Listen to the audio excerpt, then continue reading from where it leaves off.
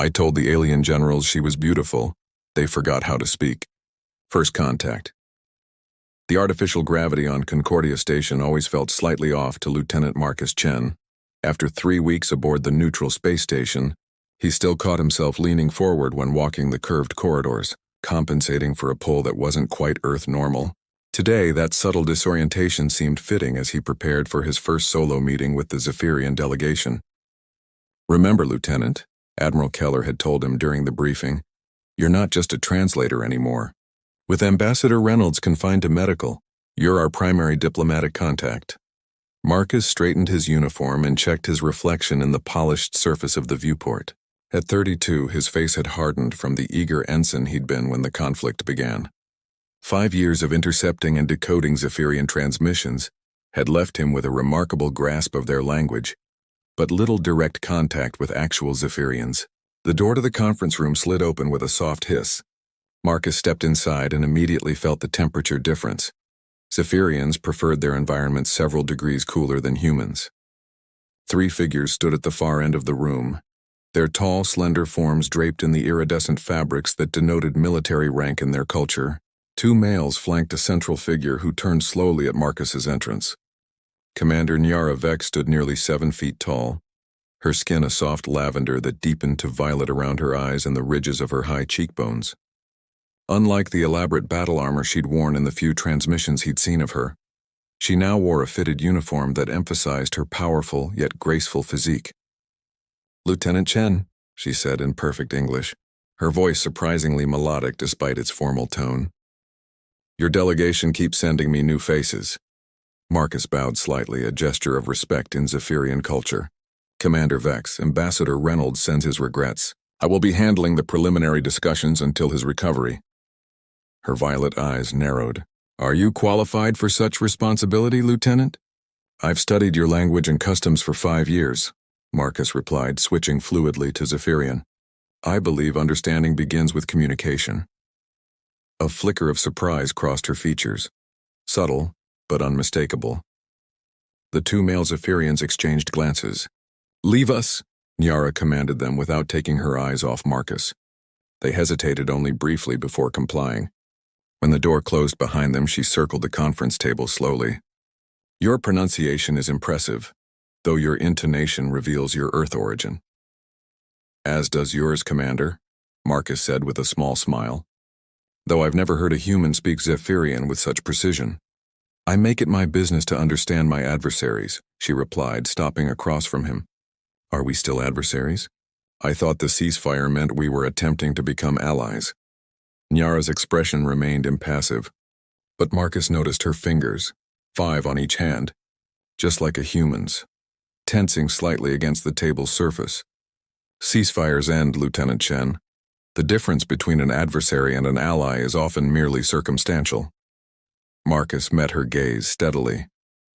"Perhaps it's a matter of perspective, one that can change with understanding."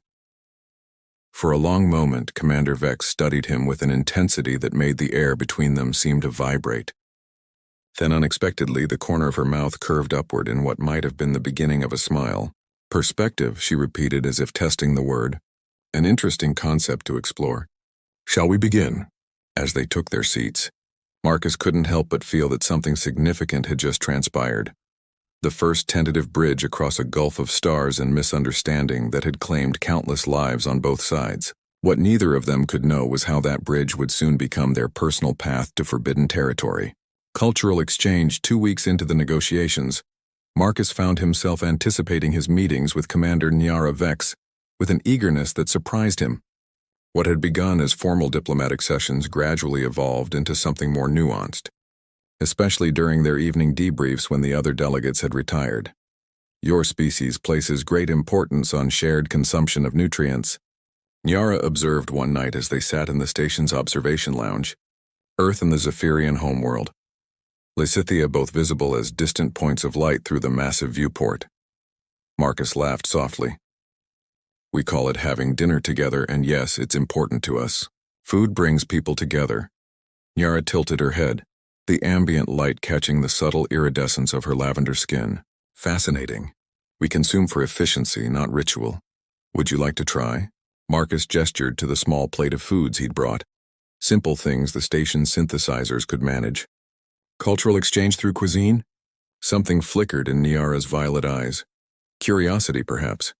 She reached for a piece of fruit, her slender fingers brushing against his momentarily. Marcus felt an unexpected jolt at the contact. Sweet, she said after tasting it, surprise evident in her voice. On Lysithea, foods that provide pleasure rather than nutrition are considered indulgent. Sometimes indulgence is necessary, Marcus replied, watching her expression. Humans believe joy is as essential as function. Niara was silent for a long moment. Your language has many words for emotions. In Zephyrian, we have precise terms for duty, honor, strategic advantage, but fewer for feelings. Yet you feel them, Marcus said quietly. We control them, she corrected, but her voice had softened. From childhood, military candidates are taught that emotion clouds judgment. Marcus leaned forward slightly. And what about you, Commander? Do you believe that? I believed it, she said, her gaze drifting to the stars. Until I began these talks with humans. Your species feels so openly, yet has achieved remarkable things. As they talked into the station's artificial night, Marcus found himself sharing stories of Earth, the smell of rain, the chaos of city streets, the traditions of his family. In return, Niara spoke of Lysithea's crystal forests and magnetic storms with a poetry that belied her military bearing. When they finally parted ways, Marcus realized something had shifted between them. The careful diplomatic distance was giving way to something more personal, more dangerous. Forbidden feelings. The diplomatic crisis erupted without warning. An unauthorized Earth vessel had strayed into contested space, and the Zephyrian defense fleet had fired warning shots. Both sides claimed provocation, and overnight the delicate peace negotiations threatened to collapse. Marcus found Niara in the station's hydroponics garden after a particularly heated session. She stood among the flowing water features, her tall form rigid with tension. Commander, he said softly, approaching. Not now, Lieutenant, she replied without turning. Marcus, he corrected. And I think now is exactly when we should talk. She turned then, and Marcus was struck by the intensity in her violet eyes. You don't understand. My superiors are demanding I take a harder position. They see this incident as proof humans cannot be trusted. And what do you see? He asked, moving closer. Yara's gaze met his. Conflict. Between what I've been taught and what I've experienced here. The admission hung in the air between them. In the weeks they'd spent together, learning each other's cultures and perspectives, something unspoken had grown, something neither their training nor protocols had prepared them for. I've never met anyone like you, Marcus said, his voice low. Brilliant, perceptive, questioning everything. You're not just a commander, Niara. What am I then? She whispered. And for the first time he heard uncertainty in her voice. Marcus stepped closer, close enough to see the subtle patterns on her lavender skin. Beautiful, he said simply. Inside and out. Niara's breath caught, her composure fracturing visibly. In her culture, such personal declarations were never made, especially not between different species. Her fingers trembled slightly as she reached up, hesitantly touching his face with a gentleness that belied her strength. This is inadvisable, she murmured even as she moved closer. Completely, Marcus agreed, his hand finding hers. When their lips met, the differences between them seemed to vanish. Her skin was cooler than his, her heart beat faster, but the connection that flared between them transcended biology. What began as tentative exploration deepened into something urgent and undeniable. Later, secluded in Marcus's quarters, they discovered each other with wonder. Her lavender skin against his, the surprising similarities and differences in their bodies, the way she whispered his name, not his rank, when his fingers traced the sensitive ridges along her spine. My people would call this treason, Niara said afterward, her head resting against his chest as they lay entwined. Marcus stroked her shoulder, feeling the subtle texture of her skin. Mine might too. Does that matter to you? She was silent for a long moment, then raised herself to look into his eyes. It should. I've devoted my life to duty, but when I'm with you I feel whole, as though I've discovered a part of myself that was always missing. The admission was profound coming from her. In that moment, Marcus knew they had crossed a boundary from which neither could return unchanged. What had begun as diplomatic necessity had transformed into something neither of their worlds had protocols to address. "Whatever happens," he promised, drawing her closer, "we'll face it together." Neither of them spoke of the morning, when they would have to return to opposite sides of a negotiation table that suddenly seemed an impossible divide. Divided loyalties. The transmission arrived at 0300 hours, jolting Marcus from sleep. Beside him, Niara stirred, her lavender skin luminescent in the dim emergency lighting that had activated with the incoming priority message. "Report to command immediately." "Lieutenant Chen." Admiral Keller's voice was clipped, tense. Zephyrian fleet movements detected near the Proxima settlement. Marcus felt Niara go still beside him. Their eyes met in the darkness, the weight of their respective duties suddenly heavy between them. "I need to go," he said softly. Niara nodded, already rising with fluid grace. "As do I. My delegation will have received similar alerts."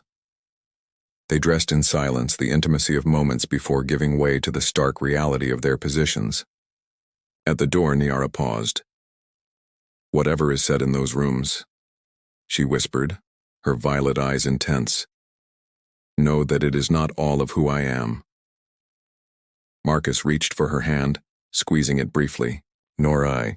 The command center buzzed with activity when Marcus arrived. Tactical displays showed a constellation of Zephyrian vessels moving in formation toward the human outpost at Proxima Centauri. 17 ships, including 3 dreadnoughts, Admiral Keller said grimly. "Their weapons are powered but not targeting. Yet." "A show of force," Marcus suggested, "not necessarily aggression." The Admiral's eyes narrowed. "You've grown sympathetic to them, Lieutenant." "I've grown to understand them," Marcus corrected, carefully neutral. "Commander Vex wouldn't authorize an attack during negotiations without severe provocation." "Commander Vex," the Admiral said slowly, "is precisely who authorized this movement. According to our intelligence." The words hit Marcus like a physical blow. He struggled to keep his expression professional, detached even as his mind raced. There had to be an explanation, something he was missing. Across the station, in the Zephyrian command post, Niara faced her own trial. "The humans are mobilizing their defense fleet," Sub-Commander Taurus reported. "As anticipated, they perceive our resource protection mission as threatening." "Did you transmit our intentions through official channels?" Niara demanded. "Of course not," Taurus replied, surprised. "Strategic advantage requires—" "It requires avoiding unnecessary conflict," Niara interrupted sharply. "Send the clarification immediately. Our ships are securing the mineral deposits in the asteroid belt, not approaching their colony." Taurus stiffened. "High Command suggested ambiguity would serve our position in negotiations." "High Command isn't here," Niara said, her voice dangerously quiet. "I am. And I will not allow misunderstanding to restart a war." As she issued the order, Niara knew she was choosing a path that could end her career, perhaps even lead to charges of insubordination. Yet all she could think of was Marcus and the fragile trust they had built. When they finally faced each other across the negotiation table hours later, the tension in the room was suffocating. Representatives from both sides watched them warily. "Suspicious of betrayal, Commander Vex," Marcus began formally, "your fleet's movements have caused considerable concern, as have your defense deployments." "Lieutenant Chen," she replied, her professional mask firmly in place. They circled each other verbally, bound by protocol and observed by those who would judge any sign of compromise as weakness, yet beneath their words flowed an undercurrent only they could detect. Questions, reassurances, a desperate attempt to maintain the connection that had become vital to them both. When the session ended with a tentative agreement to maintain current positions without escalation, Marcus caught Niara's eye briefly. In that fleeting glance, he read everything she couldn't say aloud. "I'm trying, trust me. This isn't over." That night, when she slipped into his quarters under the guise of further cultural consultation, their reunion was both desperate and tender. Words that couldn't be spoken in public poured out in private, along with explanations, fears, and finally, a dangerous plan. Bridge between worlds. "This is madness," Niara whispered as they made final preparations in the small scout vessel. "If we're wrong, we're not," Marcus replied, his fingers flying over the navigation controls. The transmissions you intercepted and the data I gathered match perfectly. Someone is deliberately sabotaging the peace process. 3 days had passed since their midnight discovery. Encrypted communications between radical factions on both sides, coordinating provocations designed to reignite the conflict. Neither their superiors nor the official diplomatic channels would act on their evidence, dismissing it as circumstantial or worse, fabricated to protect their forbidden relationship. "We have 30 minutes before they notice this vessel is missing," Marcus continued. "If we can reach the coordinates and transmit the evidence simultaneously to both fleets." Nyara's expression was solemn. "We'll be labeled traitors by both sides." "Possibly," Marcus acknowledged. "Or we'll be the catalysts for real peace." The scout ship detached from Concordia Station, slipping into the void between human and Zephyrian space. As they accelerated toward the rendezvous point, an abandoned mining platform where the conspirators allegedly met, Nyara moved to stand beside Marcus. "When I first met you," she said softly, "I thought humans were chaotic, ruled by emotion rather than logic." Marcus smiled faintly. "And I thought Zephyrians were cold, incapable of feeling."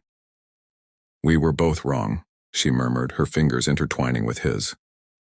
"Perhaps that's the greatest discovery of this entire diplomatic mission." The mining platform loomed ahead, dark against the stars. As they docked, adrenaline surged through Marcus. Everything hinged on what they found here. Their futures, their lives, potentially the fate of 2 civilizations. The evidence exceeded their expectations. Detailed plans, weapons caches, communications logs revealing a conspiracy that reached into the highest levels of both governments. Working together, they transmitted everything simultaneously to their respective fleets, along with a joint message explaining their actions.